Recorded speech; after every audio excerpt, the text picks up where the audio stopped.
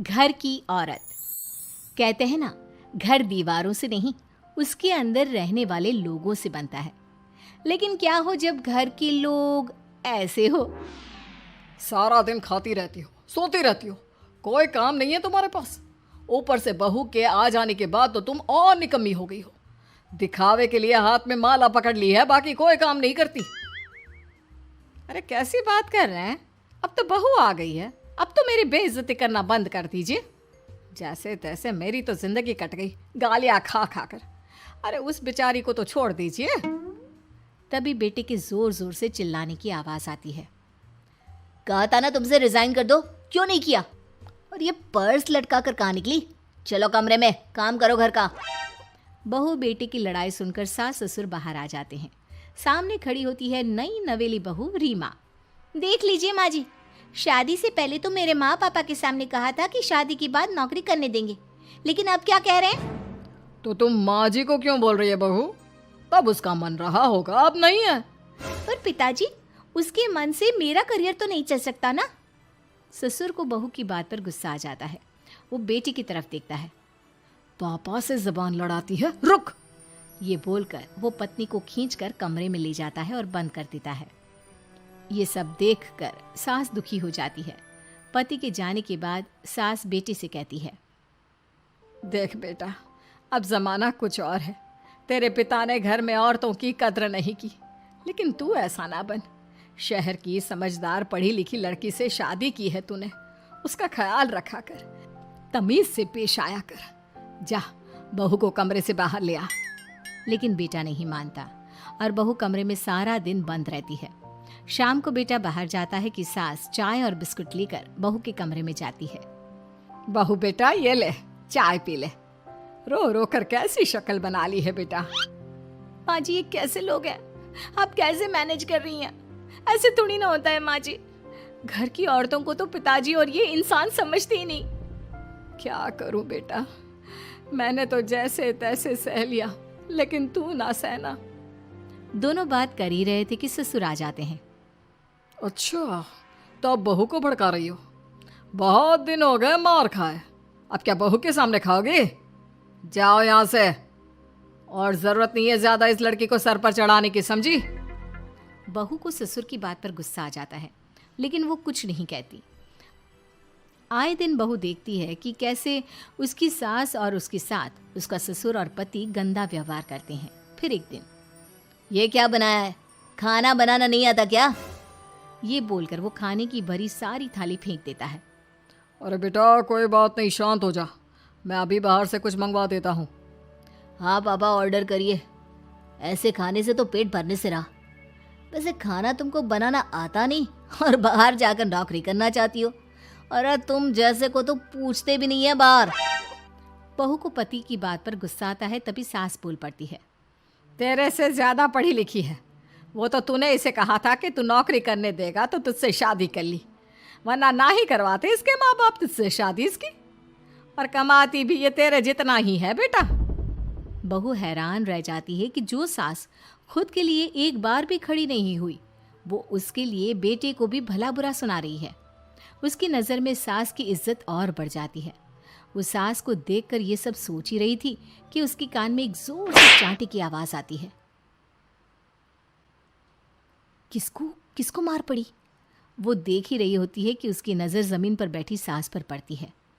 अभी तो धीरे से मारा, फिर जुबान खोली ना तो ऐसा मारूंगा कि कान के पर्दे फट जाएंगे। सास रो रही थी। बेटा और पति वहां से चले जाते हैं।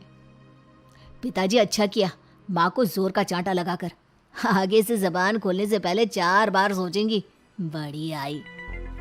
दोनों हंसते हुए वहां से निकल जाते हैं। बहू सास को उठाती है और पानी देती है। मैंने ये दिन रोज देखे हैं बहू, लेकिन तू नहीं सहना। तू अपना जीवन अपने अनुसार जीना। शादी के वक्त मैंने तेरी माँ से बात करने की कोशिश की थी, उन्हें बताया था, लेकिन वो नहीं मानी। बहू सास को पकड़कर रोने लगती है।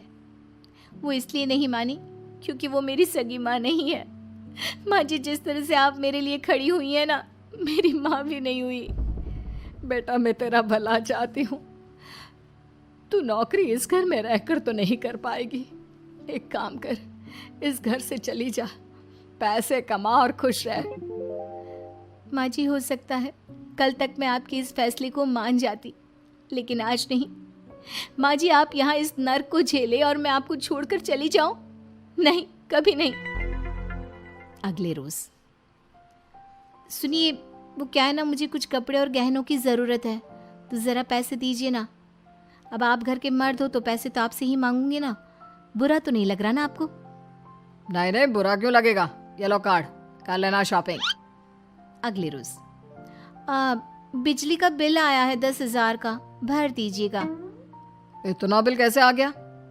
बेटा वो क्या है ना, सारा दिन बहू घर में रहती है तो कमरे में एसी और टीवी चलता रहता है। अब कम से कम बाहर जाए तो 4 पैसे कमा कर लाए, लेकिन हम लोगों को थोड़ी ना औरत की कमाई खानी है, वो तो मर्द ही करता है ना। पति पर्स देखता है और फिर हाँ माँ, ठीक बोल रही हो, खैर चलता हूँ, ऑफिस का वक्त हो गया है। पति ऑफिस से पिता को फोन करता है। पापा, घर के खर्चे तो बढ़ते ही जा रहे हैं, ऊपर से महंगाई आप देख रहे हैं। मैं सोच रहा हूँ क्यों ना मीना को नौकरी के लिए हाँ कर दूँ, 4 पैसे ही लाएगी ना घर में।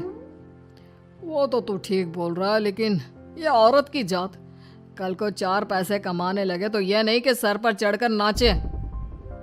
हाँ पिताजी, बात तो सही है, वो तो आप हैं जो माँ को मुट्ठी में रखा है, वरना मेरी वाली तो। खैर, सोचते इस बारे में। शाम को पूरा परिवार साथ बैठा होता है। वो कल पनीर की सब्जी बनानी है तो थोड़े पैसे देकर जाना। और हाँ, कीर्तन भी रखा है संडे को, उसके लिए सामान की लिस्ट बना दी है, ले आना। पापा को दे दो, वो ले आएंगे। अरे पापा कहाँ से ले आएंगे, मेरे पास नहीं है पैसे वैसे। लो, पैसे ही नहीं है? मेरे पापा की जेब तो हमेशा नोटों से भरी रहती है। बेटा, लक्ष्मी को जो पूजता है ना, उसके पास लक्ष्मी रहती है। जो घर की औरतों को मारे पीटे, वो भला कैसे लक्ष्मी का लाभ ले सकता है? वाह वाह, क्या बात है, तो जबान खुल रही है तुम्हारी। लगता है भूल गई पुरानी मार और डांट, क्या? हाँ माँ जी, शांत हो जाइए, मैं नहीं देख सकती आपको मार खाता, और फिर हो सकता है कि मैं आपको बचाने आऊँ तो ये भी मुझे मारे। ठीक है बहू, मैं कुछ नहीं कहती, तू ये लिस्ट बस दे दे, मैं चलिए आराम करने। फिर अगले रोज, सुनिए जी, वो मायके जाना है, वो क्या है ना, शादी के बाद से गई नहीं, तो ट्रेन की टिकट बुक करवा देना। तो मैं भी तो साथ जाऊंगा ना तुम्हारे। तो ठीक है, फिर फ्लाइट की ही टिकट करवा दीजिए। वो क्या है ना, अच्छा थोड़ी ना लगता है, आप पहली बार मेरे साथ जा रहे हो और हम ट्रेन से चले, ठीक है ना? पति ऑफिस जाता है, जहाँ उसका दोस्त कहता है, अरे क्या हो गया यार, परेशान सा दिख रहा है, तेरी तो नई नई शादी हुई है, भाभी परेशान कर रही है क्या? अरे नहीं यार, तू तो जानता है थोड़ी सी कमाई में घर चलाना मुश्किल हो रहा है, तू कैसे मैनेज करता है यार? कैसे क्या यार, तू जानता है ना मेरी बीवी रिया को, वो टीचर है, फिर घर में ट्यूशन करती है, साथ में बच्चे भी पढ़ लेते हैं। यार, घर नाम की गाड़ी दोनों पहियों के साथ चलने से ही चलती है, वो भी कमाती है और मैं भी, और चल रहा है घर बस। पति को दोस्त की बात समझ में आती है, लेकिन पिता का ज्ञान कैसे भूल सकता था?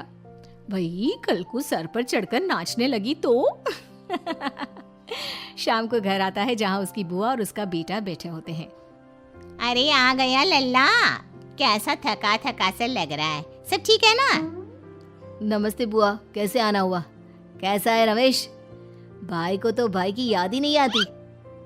अरे नहीं नहीं भैया, याद नहीं आती तो यहाँ कैसे आता, ये लीजिए मेरी शादी का कार्ड, जरूर आना। पति कार्ड खोलता है। डॉक्टर रश्मि, अरे वाह, तेरी होने वाली बीवी डॉक्टर है। और क्या भैया, आपकी बीवी इंजीनियर तो मेरी डॉक्टर। तभी वहाँ सास आ जाती है। अरे जब घर में ही बिठाना है बेचारी को, तो काहे का इंजीनियर है, तो काम वाली ही, घर का काम करती है और आराम। इतनी पढ़ी लिखी लड़की को घर पर क्यों बिठा रखा है? अरे बहू कहीं झोला छाप डिग्री तो नहीं लेकर आई है? पत्नी की बुराई सुनकर पति को गुस्सा आता है। नहीं बुआ, यूनिवर्सिटी टॉपर है मेरी मीना, और हाँ बड़ी कंपनी में काम भी करती है, बस शादी के बाद कुछ महीनों की छुट्टी ली थी, अगले हफ्ते से ऑफिस शुरू हो जाएगा। क्यों मीना? तभी ससुर आ जाते हैं। हाँ, लेकिन फिर घर का काम कैसे होगा? और पैसे कमाने लगेगी तो सर पर। पिता की बात पूरी नहीं हुई कि बेटा, सर पर चढ़ने का हक है उसका पापा। पत्नी है वो मेरी, यानी मेरे घर की रानी। और रानियां तो सर का ताज होती है। क्यों मीना? मीना पति की बात सुनकर शर्मा जाती है। वाह बेटा, तू सही समय में समझ गया कि औरतों की इज्जत करने वाले घर में शांति और लक्ष्मी का वास होता है।